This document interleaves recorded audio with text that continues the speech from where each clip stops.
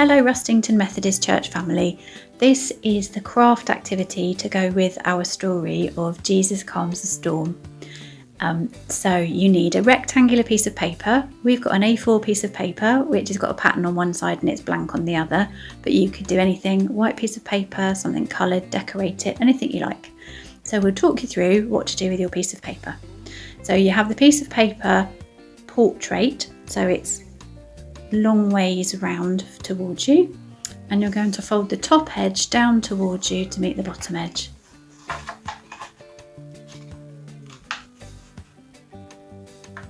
And as you fold it, you make a nice crisp fold, just like you were making a paper aeroplane. And then you're going to fold it in half side to side, so the other way, that's it.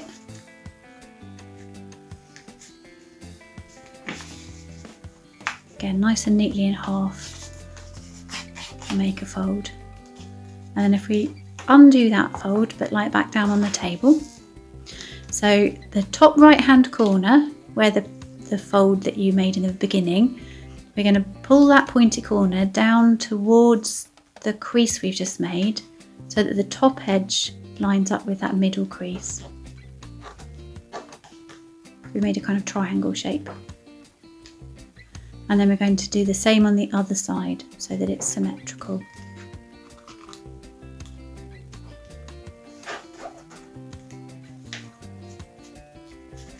Okay, and then we've got a long thin rectangle at the bottom. We're going to fold that piece of paper up along the line where the bottom of our triangles is.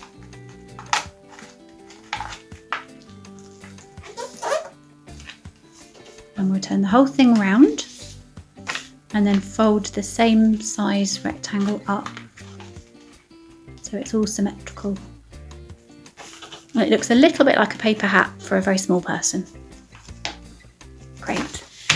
Now I want you to get hold of a pen for me, and we're going to write two things on our paper boat or our paper hat. So on one side we're going to write Jesus,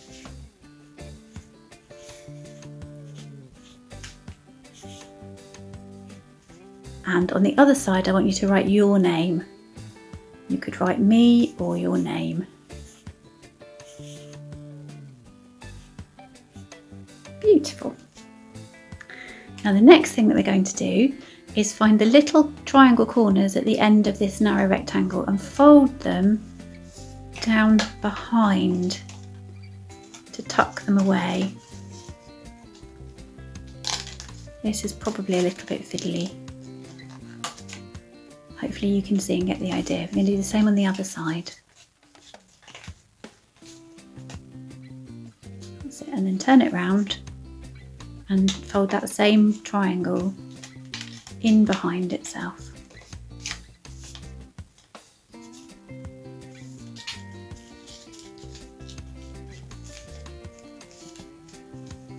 Okay.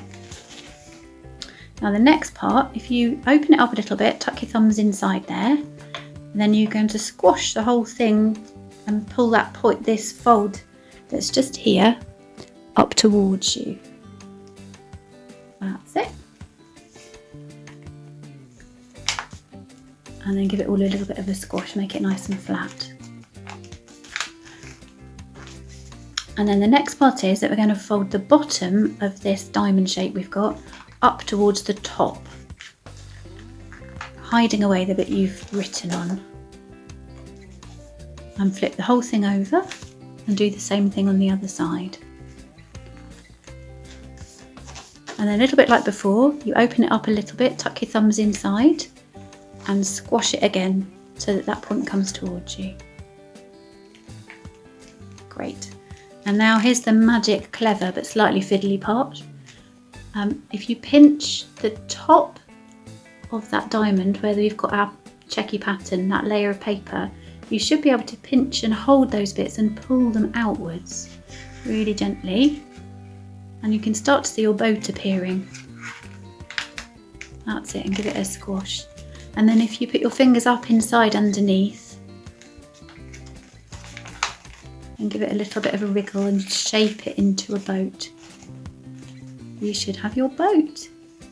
And the story has been about Jesus calming the storm, and you should be able to see that you've got your name and Jesus in the boat. So part of the story is remembering that Jesus is in the boat in the storms of our lives. We're going to pop the boat in some water. You could play with it in the paddling pool or the bath or the sink, any way you fancy, and make yourself a storm.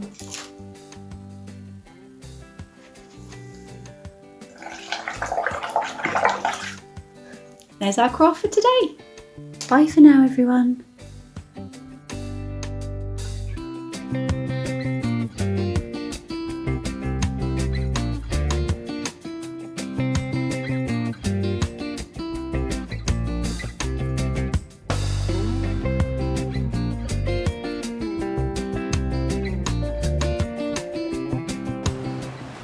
Hello, it's good to be with you. There's a strange story that circulates amongst preachers. They tell the story of a preacher who dreamed that he'd fallen asleep in his own sermon. And when he wakes up, he finds out that he has. And preachers grin at each other and shrug shoulders. But there's something about the sort of fear and yet vivid imagination of the story that catches their attention. And I want to suggest that in the reading that we've heard in Mark, there is a similar interplay of things turning inside out on each other. It starts the evening of a busy day, though I suspect every day was pretty busy for Jesus. At the end of the day, he suggests to the disciples, let's go out on the boat. And he falls asleep. Not accidentally. There was a cushion, a sort of folding mattress that was kept under the seat at the back of the boat, and anyone who wasn't very busy could rest. And Jesus falls asleep. In fact, it's the only mention we have of him sleeping in the whole of the Bible. He's sleeping, and in the next bit of the story, unfolding of the story, the disciples feel three things. The first thing is they feel needed. Jesus suggested they go out on the boat. Jesus trusted their skills with the boat enough to go to sleep, and he's content. And that makes them feel even more content. And you can imagine them getting out their pipe or whistling or doing something that showed they felt comfortable. But as can happen in that area, the weather started to change. Now, they weren't novices, so there wasn't a big scare. It was a pity. They were having a nice evening. But in fact, it didn't stop there. The storm got worse and worse and worse. The boat was being tossed round, water was getting washed in, and Jesus was still asleep on what they called the cushion, though it was somewhat bigger than that, in the rear of the boat. They feel afraid. They go up to Jesus, amazed that he's still asleep. He's clearly not faking it. And they shake him, they wake him, and they say, Master, don't you care that we're perishing? So they've gone from, oh yes, let's go out on the boat, to, oh, we're really afraid. Jesus wakes up. He doesn't speak to them, not immediately anyway, but he speaks to the weather. He says, peace, be still. And it's calm. And strangely, the disciples, it says they're filled with awe, which is a sort of scarily impressed feeling. So they're not as they were in the beginning. They're not as afraid in the same way as they were in the storm, but everything has sort of turned inside out and gone in different ways. My silly story at the beginning is mixing waking and sleeping and dream and reality and what is the truth. And it's sort of the same way with the disciples, experiencing being calm and happy and a storm and they're afraid. And to mix up my images, there's a sort of roller coaster where their emotions are rising and falling even more than the boat. For me, as I think about it, that reflects life in lockdown during this coronavirus pandemic. These are very uncertain times, lots of fears, lots of worries. Days when we can't really get going or perhaps can't get to sleep because we're just not certain how long this is going to go on and how we're going to cope. And yet, bizarrely, there are moments when the routine or sharing a meal or a conversation on the phone, and for some brief period, it's just as though everything is calm and we forget. And then it bounces back in again and we're off. our going up and down of feelings, the disciples' up and down of what they felt, contrast with Jesus, who, awake or asleep, seems steady and calm. What does it mean for us to follow Jesus during the lockdown? He says to the disciples, let's travel together. And he says that to us as well.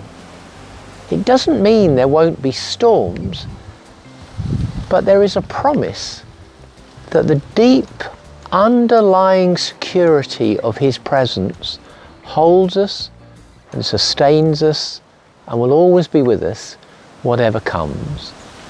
I pray whatever your feelings today and in the ups and downs of the coming days, you'll know that intimate presence and security of Christ with us. God bless you. Amen.